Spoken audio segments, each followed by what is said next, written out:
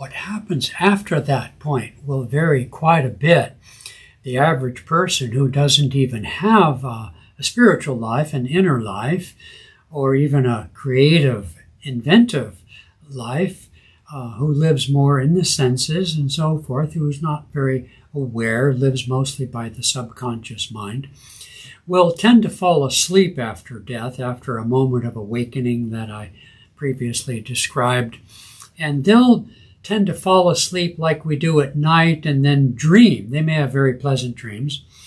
We'll come back to the other place, hell, in just a moment.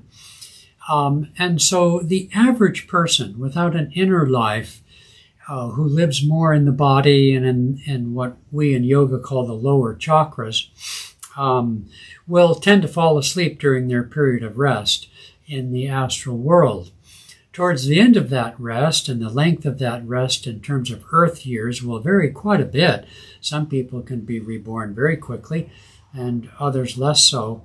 But those with heavy physical karma will tend to be reborn sooner. Some people will have earned or need a longer term rest and from maybe a very challenging, difficult, painful life. In any case, the time comes when, due to our physical karma, we need a new body and we have to reincarnate. And so what happens every night, towards the end of the night, 4 o'clock, 5 o'clock, etc., we start to stir. We've been into the dream state, we've been into the dreamless state, and then towards dawn we shift back into dreaming right before we wake up. And so there's a period of sort of restlessness, because remember, the soul, we're told, is always awake, is always present.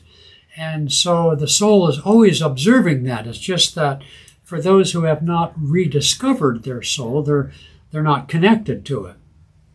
And so what the soul observes isn't necessarily what, quote, we experience. In any case, the soul sees that it's time to wake up and get on with life's lessons. And so there can be a little bit of uneasiness. Maybe some of those dreams will go back to the prior life. Some of those dreams will be portentous, meaning anticipating the life to come. And then, of course, we're reborn. I'm not going to go into that rebirth part right now. Now, I mentioned hell. That's a difficult subject. First off, the astral, heavenly, or hellish regions, are not permanent. Like everything else in creation, outside of the bliss of God, all things are moving and vibrating and changing. And there is no eternity, no reward or condemnation for eternity in those astral regions, because they are not our final destination. Hell is for, well, we know who goes to hell. I mean, on some level or not, or otherwise. And so I'm not going to describe that from what I've learned, but let's just say that it's not fun, all right? But it doesn't last forever. In any case, when Jesus said, "In my Father's house are many mansions," one of the things that means, Paramahansa Yogananda said, is that in the astral regions, those mansions are many, many different levels. His guru, Swami Sri Yukteswar, when he left his earthly body in 1936, went to a very, very high heavenly realm where people are just about to graduate even from those regions to yet higher regions. Again, I don't want to get into that in this broadcast. So there are many different levels. Those people who have had a spiritual life, an inner life, and even those people who, like Thomas Edison or, what's the guy who invented, the electricity guy, suddenly from Serbia. Anyway, people who are very, very creative, or Beethoven or Bach and people like that, they live much more in the higher centers, much more in the brain. And so those people who can, let's say when they're doing a creative project, can go days without food, let's say.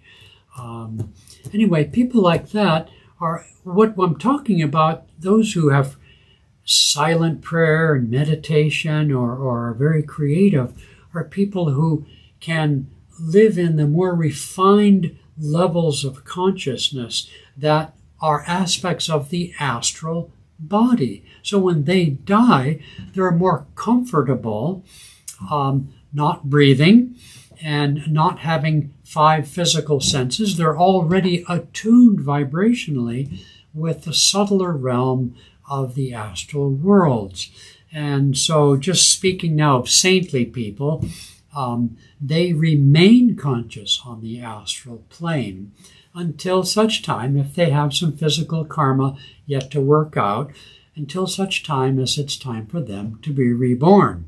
As I said, most people go to sleep, and some people are in varying degrees more wakeful than others. Just as at night some people can dream lucidly and be present with their dreams, so in the astral regions, some people who are more wakeful are more aware of the dreamlike quality of the astral worlds. Okay, I think that's about all I want to say on this subject, but in fact that's not true.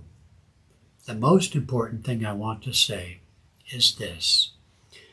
All great spiritual traditions tell us that when a loved one dies, it's very, very, very valuable to pray for them, especially within the first days or period of time. Some people will say upwards a year, but whatever the period of time is, it's very valuable to pray. Why? Because deprived of their physical body with all of its memories in the brain and ordinary associations and abilities and language processing, etc., the soul of all but the most highly advanced spiritual people is bereft of their ordinary tools.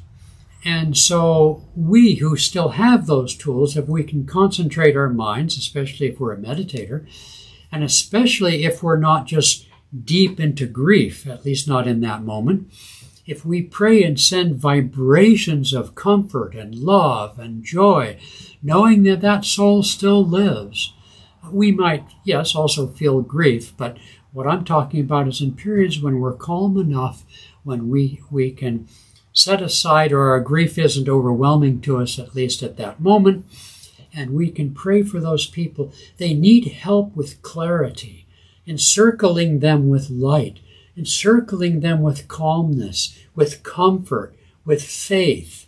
Very important. And that can go on for years, depending on your relationship with them. So praying for people is very important. It's also important with respect to our grief to understand that that person lives on in us, in our hearts, in our memories. That person still lives. It's very, I won't say very common, but it's not uncommon for a person to have a visitation in a dream, typically, of our loved one. Maybe right away, could be a year later. My father came to me in a dream a year or two after his passing, for example, when I was out in the woods and camping. It was very quiet.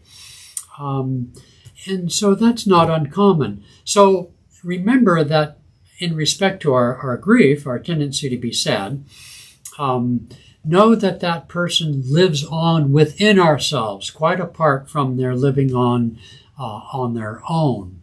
And treasure then, focus with gratitude on your memories. Yeah, there's always regrets, all right. But try instead, or as often as you can, to focus on your sweet memories and of the great gratefulness, the gratitude you feel for their friendship, for their love, for their life, for things you've learned from them, and so forth. So know that they live on in both ways, okay? All right, so that brings us to a close. All right, God bless you.